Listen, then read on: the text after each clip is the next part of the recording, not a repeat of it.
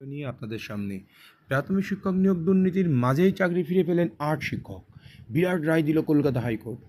চাকরির আশায় রয়েছেন আরও অনেকেই। আদালতের নির্দেশেই চাকরি ফিরে পাচ্ছেন ৮ জন। জানা যাচ্ছে এই ৮ জনই স্পেশাল বিএড ডিগ্রিধারী।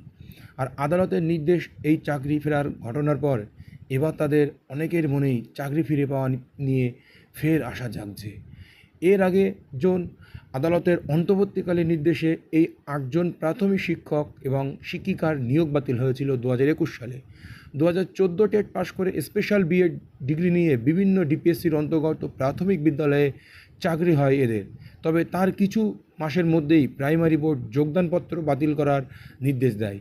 বলা হয়েছিল স্পেশাল বিএড ডিগ্রি প্রাথমিক শিক্ষাতে মান্যতা দেওয়া হবে না, তবে স্পেশাল বিএড ও বিএড জেনারেল ডিগ্রি সমতুল্য।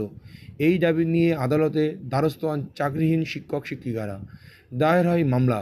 কলকাতা হাইকোর্ট বিচারপতি রাজাশেখর মান্তার এজলাসে মামলা উঠলে অবশেষে হয় সুরাহা। দীর্ঘ শুনানি হয় বিচারপতি মান্তার একক বেঞ্চে।